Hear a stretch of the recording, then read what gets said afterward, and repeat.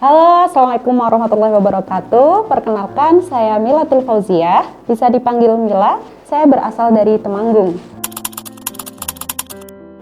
Saya adalah alumni SMIT San Fikri angkatan keempat dan kemudian melanjutkan kuliah Fakultas Kedokteran di Universitas Lampung. Dan saat ini saya adalah menjadi seorang dokter. Gimana sih kuliah sebagai seorang dokter atau di masa pendidikan kedokteran?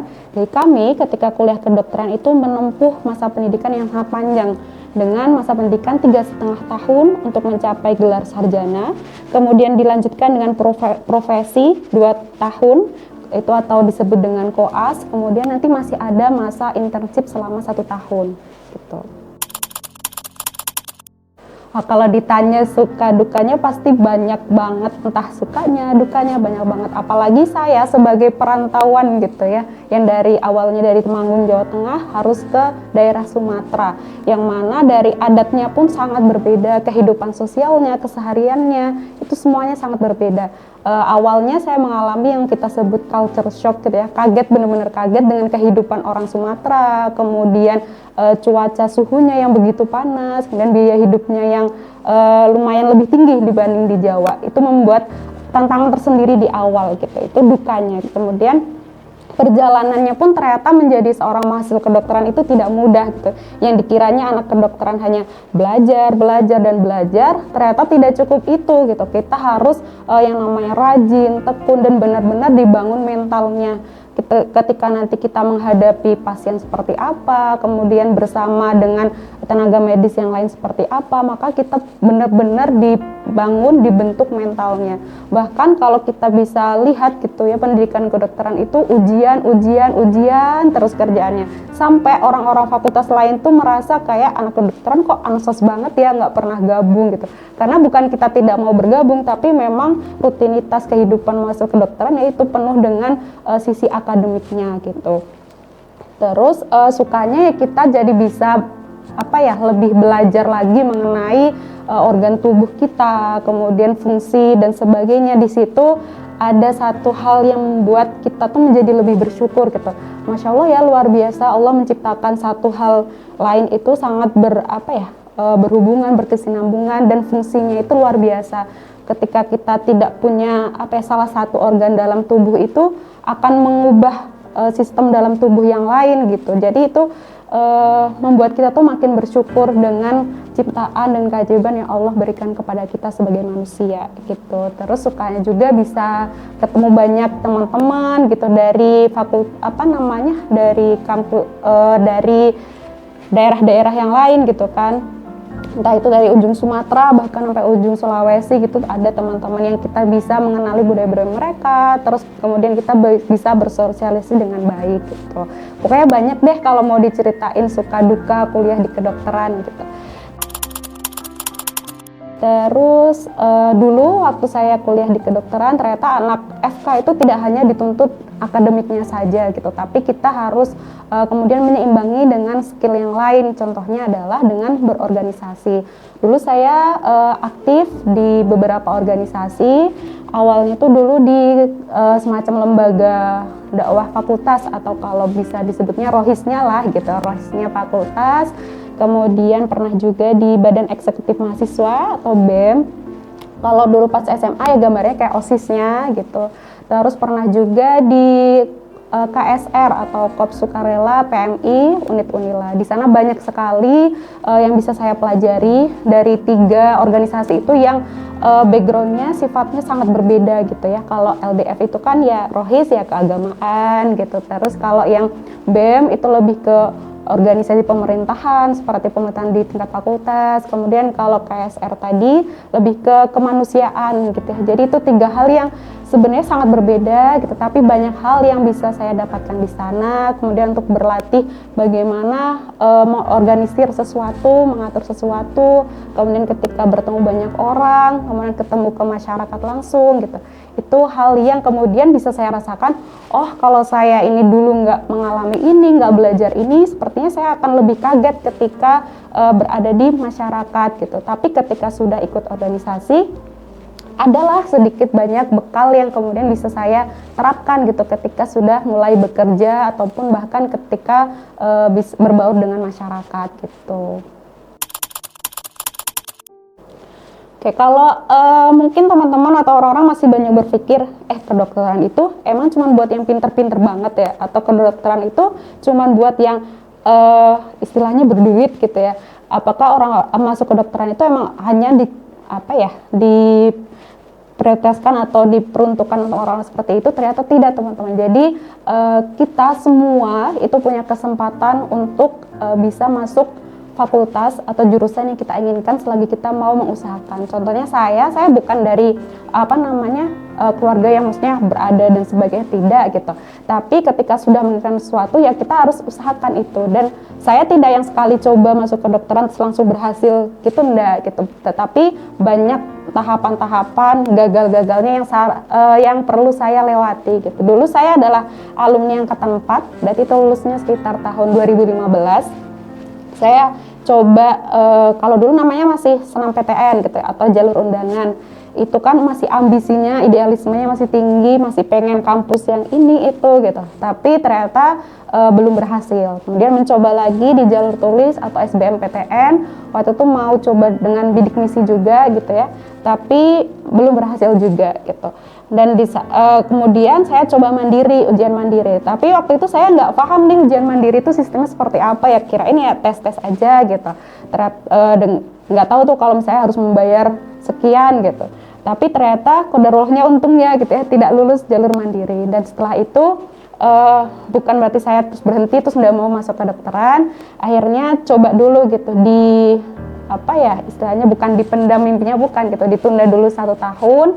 Dan 1 tahun itu saya kembali lagi ke IF, diminta kembali lagi ke IF, melakukan berbagai aktivitas di sana, ya kalau bantu ngajar ya bantu ngajar gitu, bahkan kadang diberi kelonggaran untuk belajar, mempersiapkan untuk SBM di tahun kemudian, di tahun 2016. Nah, di tahun 2016 ini saya sebenarnya masih idealis nih, pengen banget masuk ke kedokteran gitu ya, walaupun mungkin ada beberapa yang kayak udahlah nggak usah kedokteran gitu, realistis aja gitu, cari aja jurusan yang lain. Tapi ternyata ada juga nih yang lain yang harus ayo kita usahakan gitu. Jadi itu jadi penyemangat untuk kemudian saya bisa nih coba lagi gitu. Dan kemudian lebih realistis lagi, nggak harus ternyata nggak harus nih di kampus yang ABC ini, tapi kita harus mencari coba peluang lain gitu, kira-kira di mana kampus yang ini bisa nih dengan grade saya kayaknya bisa masuk, seperti itu. Akhirnya salah satunya untuk pilihan keduanya saya waktu SBMPTN di tahun 2016 itu ambil di Universitas Lampung. Walaupun saat itu nggak ada bayangan Lampung itu di mana gitu ya, Sumatera itu seperti apa, nanti kampusnya di sebelah mana, benar-benar tidak ada bayangan. Tapi qadarullah gitu ya, dengan pokoknya yakin dulu lah, bismillah, minta undur sama Allah, akhirnya beneran dapet di Fakultas Kedokteran Universitas Lampung gitu. Saya juga aktif di komunitas, salah satu komunitas itu adalah bentuknya adalah Yayasan Daya Muda Indonesia di Temanggung, yang dia fokusnya lebih ke pelajar di Temanggung. Nah, ini membawahi beberapa komunitas, ada komunitas kesehatan, komunitas Quran, komunitas anak aktivis muda itu sendiri, kemudian komunitas literasi baca. Jadi saya aktif di komunitas kesehatannya. Kalau teman-teman nanti mau cari, namanya adalah Health Life Community. Jadi kita aktivitasnya itu banyak, salah satunya ada Temanggung Morning Run.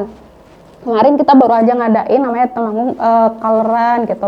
Banyak nih orang-orang yang kemudian gabung untuk lari dan sebagainya gitu. Kemudian juga ada kita pemeriksaan kesehatan. Jadi kita mau nih memfasilitasi orang-orang, kemudian ayo kita sama-sama cek kesehatan gitu. Karena kadang orang ini belum aware gitu tentang kesehatan mereka. Kalau belum sakit ya nyadarnya sehat-sehat aja gitu. Padahal kan perlu yang namanya untuk di screening dan sebagainya. Terus ada juga konsultasi dokter via WA, itu bisa secara free dan terbuka. Jadi kami membuka konsultasi, layanan konsultasi secara umum gitu ya. Nanti bisa personal via WA dan insya Allah akan dilayani sesegera mungkin gitu. Dan itu tidak dipungut biaya apapun gitu. Itu salah satu bentuk kegiatannya.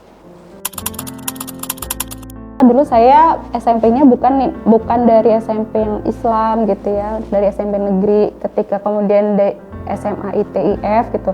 Agak kaget juga dengan ritme kesehariannya yang luar biasa gitu. Terus jadi lebih banyak istilahnya berinteraksi dengan hal-hal keagamaan, berinteraksi dengan Al-Quran, kemudian mendapatkan teman-teman yang satu frekuensi gitu. Itu adalah kesyukuran yang luar biasa gitu. Terus kalau suka dukanya dulu karena mungkin baru pertama kali gitu ya tinggal di asrama, jadi adalah ngerasa kayak pengen pulang, bosan dan sebagainya. Atau mungkin kayak karena kita hidupnya bareng-bareng, itu pastilah ada kayak lagi suka enggaknya sama teman, terus kayak pengen pergi atau capek, itu pasti ada rasa-rasa kayak gitu. Tapi banyak juga momen-momen yang kayaknya pengen deh gitu ngulangin lagi hal-hal seperti itu, atau kangen gitu. Kayak contohnya itu kayak misalnya kita belajar bareng, atau misalnya nanti kayak sekedar ngobrol-ngobrol bareng aja sama teman kita di kamar, atau misalnya kayak hafalan bareng-bareng. Itu menjadi ternyata ketika kita sudah melalui itu dalam jangka waktu yang lama, itu kayak kok kangen juga ya hal-hal seperti itu yang nggak kita dapatkan ketika sudah hidup sendiri-sendiri gitu istilahnya. Ternyata berada di komunitas bersama teman-teman yang saling mensupport dalam kebaikan, itu sebuah kesyukuran tersendiri gitu. Terus ada juga nih satu spot favorit di IF gitu ya, yang sekarang ternyata sudah tidak ada gitu, sudah berubah bentukannya. Jadi dulu tuh ada Masjid Ahwat, tapi yang di belakang posisinya, jadi itu pemandangannya itu langsung sawah gitu. Jadi kalau misalnya pagi-pagi gitu habis subuh, terus nunggu syuruk dan sebagainya, terus kayak ngeliat sunrise sambil hafalan, itu momen yang kayak enak banget gitu, pokoknya itu syahdu banget gitu. Itu hal yang dikangenin juga di IF gitu. Oke, kalau tadi kan saya sempat nyebutin nih kalau di IF itu kita diberi kesempatan untuk lebih luas, lebih lama, lebih sering berinteraksi dengan Al-Quran. Nah, kita diminta tuh, walaupun sebenarnya diwajibkan gitu ya untuk menghafal Al-Quran, tapi ternyata itu pembiasaan yang luar biasa juga gitu. Ketika kita mulai terbiasa nih sering membaca Al-Quran, menghafalkan Al-Quran, itu ternyata bisa menjadi bekal kita untuk nantinya menghafal Al-Quran ketika sudah tidak di IF. Jadi dulu gitu ya, saya juga kemudian berusaha mencari komunitas untuk menghafal Al-Quran, karena ternyata menghafal Al-Quran tuh nggak bisa kalau kita cuma sendirian, ya bakal ada malesnya gitu. Oke, kalau setelah males kita bisa mau ngafal lagi, tapi kalau misalnya nanti nggak mau ngafal lagi, ya nggak ada yang memantau juga. Makanya kita perlu yang namanya komunitas atau kalau nggak guru untuk menghafal Al-Quran, karena itu bakal benar-benar jadi pemantik kita buat terus menghafal Al-Quran gitu. Walaupun yang namanya motivasi itu datangnya dari dalam diri kita, tapi ternyata support untuk menghafal Al-Quran itu perlu juga gitu dari lingkungan sekitar kita, untuk kita kemudian mau ngafal gitu, untuk terus bersama Al-Quran. Itu sangat penting gitu untuk kita berada dalam suatu komunitas.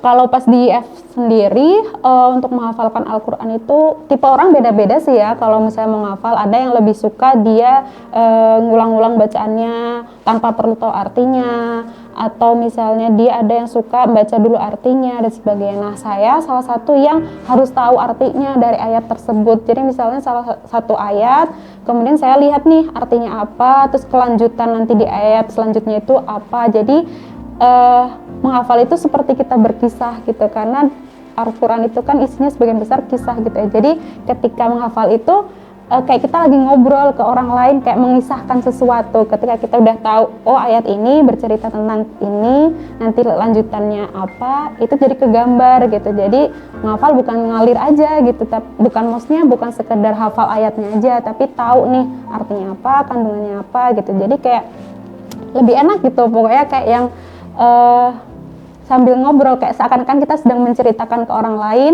ini loh kisahnya gitu. Kalau saya seperti itu, jadi nanti per ayat itu tahu artinya, kemudian baru dihafalkan, diulang-ulang dan sebagainya gitu. Bahkan dulu kalau ingat itu di F itu kan kita lebih fleksibel waktunya gitu. Jadi dulu bahkan sampai misalnya di masjid sampai jam 9, jam 10 ngafal sendiri, itu ya nggak apa-apa gitu.